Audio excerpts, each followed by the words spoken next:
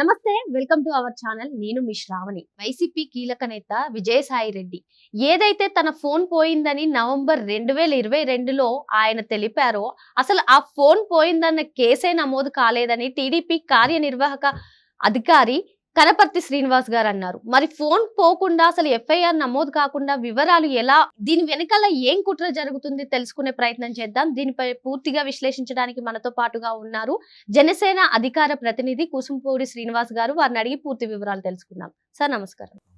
Sir, ఏదైతే తన phone పోయిందని చెప్పి 2022 నవంబర్లో ఎప్పుడైతే అది మద్యం కుంభకోణం విపరీతంగా విచారణ చేపడుతున్నారో ఆ సమయంలో నా ఫోన్ పోయింది అని చెప్పి ఆయన అయితే కీలక వ్యాఖ్యలు చేశారు. ఈ రోజు చూసినట్లయితే అసలు ఫోన్ పోయింది అన్నట్టు ఎఫ్ఐఆర్ నమోదు అవ్వలేదు అని చెప్పి కనపర్తి శ్రీనివాస్ గారు స్పష్టం చేశారు. అసలు దీని వెనకాల ఏం కుట్ర జరుగుతుందో అనే అనుమానం కూడా వ్యక్తం చేశారు. అసలు దీని వెనకాల ఏం జరుగుతుందంటారు సార్? విజయసాయి రెడ్డి అతని వృత్తి ఏంటంటే ఆడిటర్, సిఏ అంటారు. సిఏ అంటే మనం సాధారణంగా ఏమనుకుంటామంటే చార్టెడ్ అకౌంటెంట్ అంటాం. చార్టెడ్ అకౌంటెంట్ కాదు, క్రిమినల్ ఆడిటర్ అతను. ఎందుకంటే అతని మనస్తత్వం, అతని ఆలోచనలు, అతని విధానాలు అన్నీ అంతే. జగన్మోహన్ రెడ్డి గారితో పాటు జైలు జీవితం అతను కూడా గడిపాడు.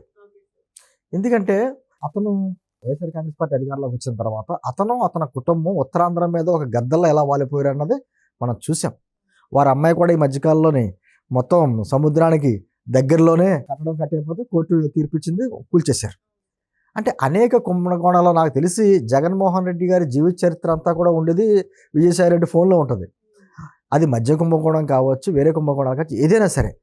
అంటే అతను ఏమన్నాడంటే ఆ రోజున ఢిల్లీ కుంభకోణం సంబంధించి ఇంకా ఆంధ్రప్రదేశ్ నాయకులు, తెలంగాణ నాయకులు, ఢిల్లీ నాయకులు అందరూ ఉన్నారు కదా దానికి ఆ కుంభకోణానికి సంబంధించి వారికి సంబంధించినటువంటి అల్లుడు అవుతుంది శరత్చంద్రారెడ్డి, అతని పేరు కూడా ఉంది. కాబట్టి ఈ వివరాలన్నీ ఉన్నాయి కాబట్టి మొత్తానికి శరత్చంద్రారెడ్డి అయితే ఒప్పుకున్నారు సార్, కొన్ని ఫోన్లు మేమే ధ్వంసం చేసినట్లు అప్పుడు విచారణలో ఒప్పుకున్నారు. అప్పుడే ఈయన ఫోన్ పోయిందని చెప్పి అప్పుడు అంతా హైడ్రామా నడిచిన సంగతి. అవును. అంటే నేను ఆ రోజున అతను వాళ్ళదే కదా కాబట్టి ప్రభుత్వం కేసు పెట్టారని మాట్లాడాడు. దాని గురించి మనకి ఎటువంటి సమాచారం పెట్టాడో పెట్టలేదో నిజమో అబద్ధం మనకు తెలియని పరిస్థితి.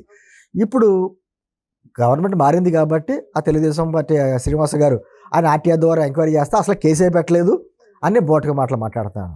నిజంగా అంటే నీ జీవితం అంతా అబద్ధాలే, అబద్ధాలు. ఇక విజయసాయి రెడ్డి గారు మొదటి నుంచి కూడా చెప్పుకుంటున్నది అదే. నేను వైజాగ్కి సంబంధించి నేను ఎంతో డెవలప్మెంట్ నేను చేస్తున్నాను. అంటే అతను నెల్లూరు సంబంధించినటువంటి మనిషి అయినా జీవితం అంతా అక్కడికి వెళ్ళిపోయాడు. ఆఖరికి ఋషికొండలకు సంబంధించినటువంటి ఆ విషయంలో కూడా అతనే ఉన్నాడు. అంటే అతని కుమార్తె, అతని అల్లుడు, అంటే సామ్రాజ్యం అంతా కూడా ఉత్తరాంధ్రకు సంబంధించి దాదాపుగా 6,000 ఎకరాలు కేవలం బడుగు బలహీన వర్గాల ఎకరాలు మొత్తం పొలాలన్నీ కూడా కొట్టేశారు. ఇవన్నీ వస్తున్నాయి. ఏంటుంది ఖచ్చితంగా కూటమి ప్రభుత్వం చూస్తా ఊరుకోదు కదా.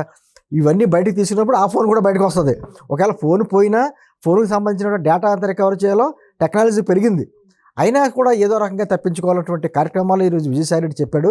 నేను అంటుంది ఒక పక్క నుంచి పార్టీలో అందరూ వెళ్ళిపోతున్నారు కదా, ఇంకా విజయసాయి రెడ్డిని జగన్మోహన్ రెడ్డి ఇద్దరు చెమ్మచక్క ఆడుకుని వాళ్ళిద్దరూ ఉంటారు ఇంకా పార్టీలో. అంటే మిగతా చాలామంది నాయకులు ఉన్నా అంటే ఎవరో కూడా మళ్ళీ మధ్యలో కొన్ని పుకార్లు కూడా సృష్టించారు. విజయసాయి రెడ్డి ఏదో చంద్రబాబు గారిని పొగుడుతా, పవన్ కళ్యాణ్ గారిని చంద్రబాబు గారిని తిడతా, పవన్ కళ్యాణ్ గారిని పొగుడుతా కొన్ని ట్వీట్లు చేస్తే విజయసాయి రెడ్డి జనసేనలోకి వస్తాడు. ఎలా వస్తాడు?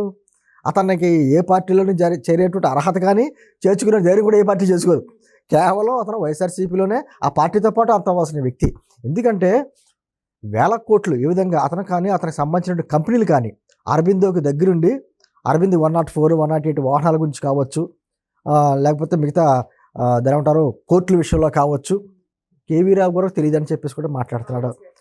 కేవీ రావు గారు స్వయంగా ఇక్కడ కేసు పెట్టాడు కదా, ఆ కేసులో కూడా ఏటు అతని జీవితం అప్పట్లో జగన్మోహన్ రెడ్డి గారి కేసులోని ఏటు, మన కేవీ రావు గారు పెట్టిన కేసులో కూడా ఏటు. అంటే ఏటుకి బ్రాండ్ అంబాసిడర్గా విజయసాయి రెడ్డి అయిపోయాడు అన్నమాట. అంటే అతను ఏ విధంగా బెదిరించాడో కేవీ రావు గారు స్వయంగా వచ్చి బయటకు వచ్చి చెప్పారు. ఎంత దారుణంగా ఇబ్బంది పెట్టారన్నది కేవీ రావే తెలియదు. అంటే అతనికి ప్రాణం మీదకి వచ్చింది అనుకోండి, నిజంగాను జగన్మోహన్ రెడ్డి కూడా నాకు ఎవరో తెలియదు అంటాడు. అసలు దాంట్లో మొహమాటం పడ్డావు ఖచ్చితంగా అంటాడు. అతను ప్రాణం మీదకి వస్తే మాత్రం జగన్మోహన్ నాకు ఎవరో తెలియదు, ఎప్పుడు చూశారు అంటాడు, తెలియమాట. అంటే అంత దుర్మార్గమైనటువంటి ఆలోచనలతో ఉండేటువంటి వ్యక్తి విజయసాయి రెడ్డి. విసారే అంటాం మేము. అందుకనే విజయసాయి రెడ్డి మనస్తత్వం కానీ, విధానం కానీ, అతని చరిత్ర మీరు జాగ్రత్తగా గమనించుకుంటూ ఉండండి. అతను ఎక్కడి నుంచి స్టార్ట్ చేశాడు, అతని కెరీర్ ఎక్కడ స్టార్ట్ చేశాడు, ఏ విధంగా వీళ్ళతో ఎంటర్ అయ్యాడు, ఎంటర్ అయిన తర్వాత అతని పరిస్థితి ఏంటి, అతను చెప్తున్న అబద్ధాలు ఏంటి. మొన్న ఈ మధ్యకాలంలో కూడా చంద్రబాబు గారిని ఉద్దేశించి రాసిన లెటర్లో ఎంత దుర్మార్గంగా రాశాడు, స్టేట్మెంట్ ఏ విధంగా ఇచ్చాడంటే, మేము మళ్ళీ అధికారంలోకి వస్తాం, చంద్రబాబుని నువ్వు బతికుండుంటే నేను అరెస్ట్ చేస్తాం. ఎంత ధైర్యంతో మాట్లాడుతున్నాడు. ఈ రోజు నేను ఏమంటున్నానంటే, కూటమి ప్రభుత్వంలో సంబంధించినటువంటి కింద కార్యకర్తల వరకు అది ఆలోచిస్తున్నారు. ఇంత దుర్మార్గంగా అధినేతని మాట్లాడితే ఎందుకు అతని మీద చర్యలు తీసుకుంటలేదు, ఎందుకు అతని మీద కేసు పెట్టట్లేదని ఖచ్చితంగా తీసుకోవాలి. మాట్లాడితే పోలీస్ డిపార్ట్మెంట్ గతంలోని ఏం చేయకపోయినా అత్యుత్సాహంతో కేసులు పెట్టేవారు. ఇప్పుడు ఈ రోజున చీఫ్ మినిస్టర్ గారు అన్నప్పుడు ఎందుకు సుమోటోగా తీసుకుని కేసు పెట్టకూడదు? ఎందుకు అంటే ఎవరో కేసు పెట్టడం అవసరం లేదు, సుమోటోగా తీసుకోవాలి. చంద్రబాబు గారిని ఒక ముఖ్యమంత్రి స్థాయిగా ఉన్న వ్యక్తిని ఆ విధంగా మాట్లాడతావా, బతికుంటే అని ఏ విధంగా అంటాం? అంటే ఏ విధమైనటువంటి కార్యక్రమాలు చేయబోతున్నారు, ఎటువంటి కుట్రలు పన్నబోతున్నారు అంటే ఎంత దుర్మార్గులకైనా వెంకటరాల్లో అటువంటి వ్యక్తులు ఉన్నటువంటి మనస్తత్వం ఉన్నటువంటి పార్టీ అది. ఇక విజయసాయి రెడ్డి గారు కానీ వాళ్ళ పార్టీకి సంబంధించిన వ్యక్తులు కానీ మేజర్ సజ్జల రామకృష్ణారెడ్డి గారు వీళ్ళందరికీ కూడా మనస్తత్వం ఎలా ఉంటుంది అంటే శ్రావణి, మొత్తం కూడా ఒక క్రిమినల్ మెంటాలిటీ. దానికి ఇతను ఆడిటర్.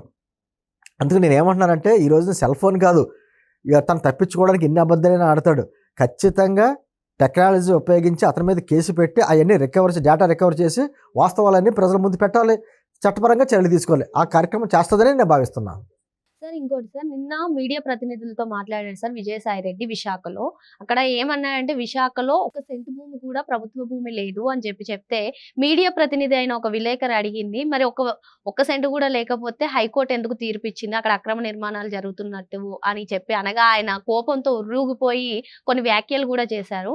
మరి అసలు అందులో వాస్తవం ఎంత ఉంది సార్? అసలు ఒకటి, వైజాగ్ అనేది ఎప్పటికీ ఒక సెల్ఫ్ సస్టైనబుల్ సిటీ పడది, ఆటోమేటిక్గా ఎదుగుతున్నటువంటి నగరం. మనం ఉమ్మడి ఆంధ్రప్రదేశ్లో కూడా హైదరాబాద్ తర్వాత రెండో అతిపెద్ద నగరం వైజాగ్. పోర్టు, దానికి ఉన్నటువంటి వాతావరణం, ఒక పక్క నుంచి ఏమో స్టీల్ ప్లాంట్, ఇవన్నిటితోటి అది ఒక మినీ ఇండియాలా ఉంటుంది. అటువంటి దాని మీద దృష్టి పడింది వీళ్ళకి. అందుకనే వైజాగ్ మీద ఏమన్నారంటే, మాట్లాడితే రాజధాని విషయంలో వైజాగ్ రాజధాని అన్నారు. అక్కడికి ఏం చేశాడు జగన్మోహన్ రెడ్డి, తనకు అనుకూలమైన వ్యక్తి అయినటువంటి విజయసాయి రెడ్డిని అక్కడ పెట్టాడు. ఇంకంతే, అక్కడి నుంచే మొదలుపెట్టారు.